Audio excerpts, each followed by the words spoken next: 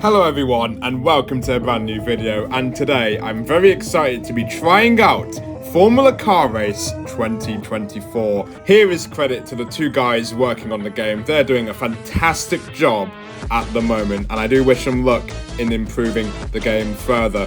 But if you're wondering how the hell am I playing this game when it isn't even out on iOS, well, I was given a lovely code from Dan to go into the TestFlight app and get the game that way. It is still not out on iOS, mainly due to the fact that Apple are very stingy about their game reviews, as you have seen with Mobile and FX Racer a lot in the past, and even Monoposto as well when they were doing betas. Oh no. Baby, you got something in your nose. And here is how the customization works on FCR 2024. You can see you can change the name of the team, the drivers, their number, and the colour of their helmets. So you cannot really change the liveries as of yet. However, at the moment, this is what you can change. And I think it is still pretty cool that you can pretty much do whatever you want. You could put Hamilton in a Ferrari if you wanted to. But now let's have a look at the championship mode here, where you can do a 16 race calendar. We don't have all the tracks on the 2024 calendar, but those that have stayed are pretty good, like Spain, Austria, Montreal, Bahrain, etc. You can put double headers if you wanted to, which would make the calendar more than 16 Grand Prix. And in terms of actual gameplay, you can either enable qualifying, do a 100% race, or however many laps you want. You can do a 1-lap race, I reckon, if you wanted to. With weather, they do have dynamic weather already, or you could just play random number generator and click random weather.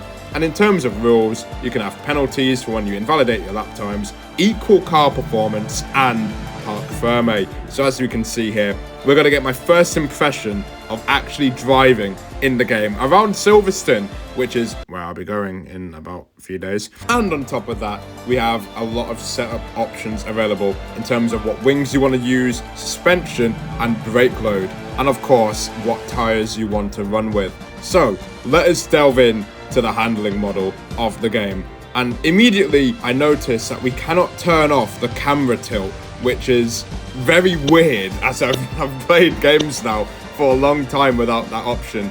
So honestly, either way, I don't really think tilt is the best way to go, because there's a little bit of a dead zone when you try and have a bit of initial input where the wheel won't turn as sensitively as you want it. So I did try and turn up the sensitivity, but it just still felt a little bit finicky to try and get around. And of course, knowing what I know now, you need massive amounts of steering input to really get any turning. So of course there'll be a bit of understeer in the rain. So I thought, okay, hold on, let us have a go with the arrows option and we'll go in the dry, just so I can try and get used to it. The handling is very awkward, but at the same time, after a while, you can find yourself getting used to it. But what I'd say is possibly make the handling model way more sensitive so you don't have to consider doing full lock at every corner. But now, enough about the handling. Let us get into a Grand Prix 15-lap race around Austria as Valtteri Bottas in the the Kick Sauber F1 team, as we're going to get ready to go. As you saw, there was a little pre-race cutscene and there's also a grid layout as well. But we're going to get into this Grand Prix.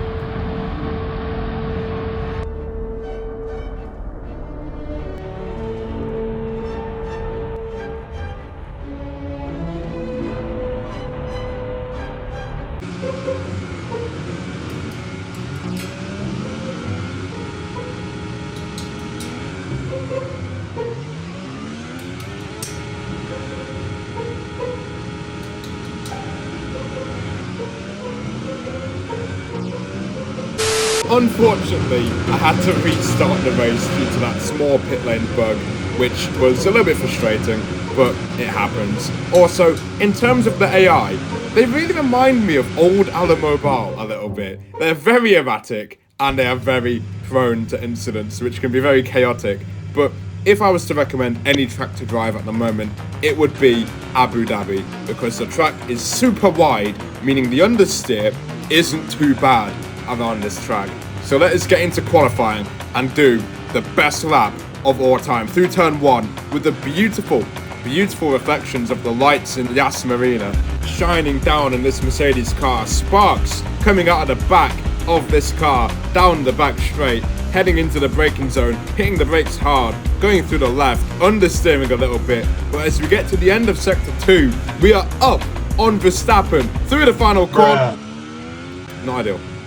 So now we are doing a last question mark challenge around Abu Dhabi as Lewis Hamilton in the Mercedes. What could go wrong here? As we are now revving up to 5 red lights here in Abu Dhabi, and we get underway, starting on the medium tyres, looking to go the distance here, while people will struggle towards the end of the race.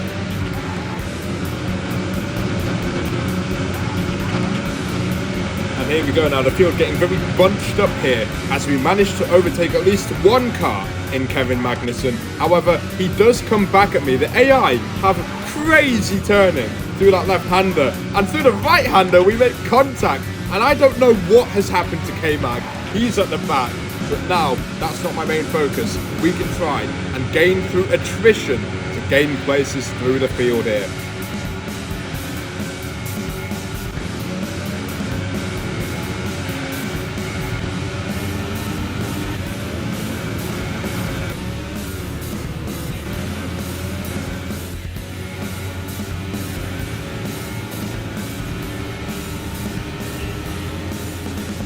Here we go on Logan Sargent now for the final point in the top 10. He does stay ahead for now, but we're going to play it smart. We're going to keep DRS on the back straight, and hopefully we'll be able to get past the Williams. Through the chicane we go. Sargent really starting to struggle on those tyres. If you look closely at them, they are starting to wear down now. They're not as shiny as they were before. So the soft tyres really are starting to go off more than the mediums. To the left-hand side we go on Logan Sargent, down the inside.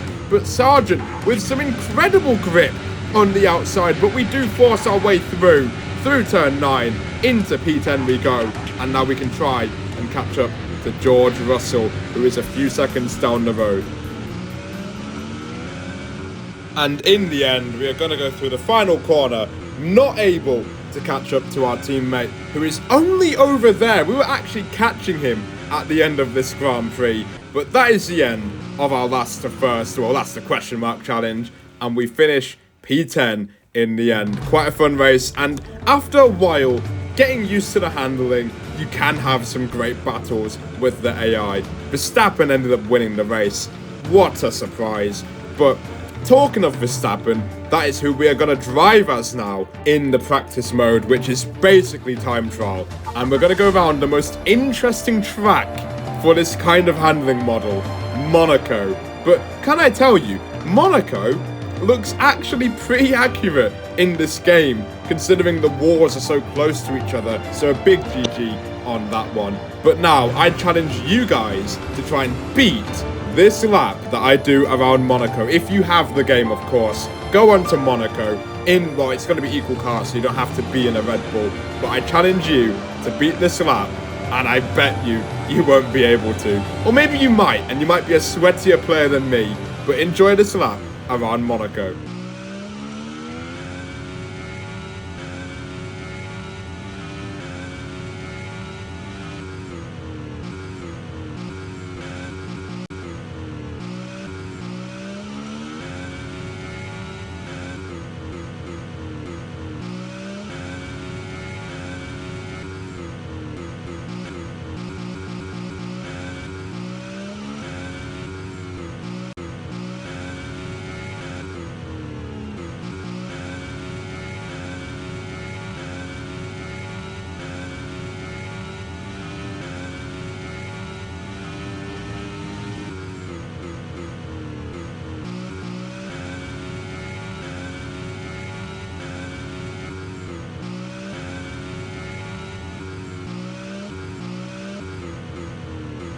And there you go, that is a masterful lap of Monaco in FCR 2024. Let me know your thoughts on the game so far. I believe it has laid down all the foundations that it needed to lay down. The only thing that it can really do much better is the handling, which I'm sure will be worked on in the time coming. But for now, that is the end of today's video. Be sure to like and subscribe for more content, and I'll see you all in the next video.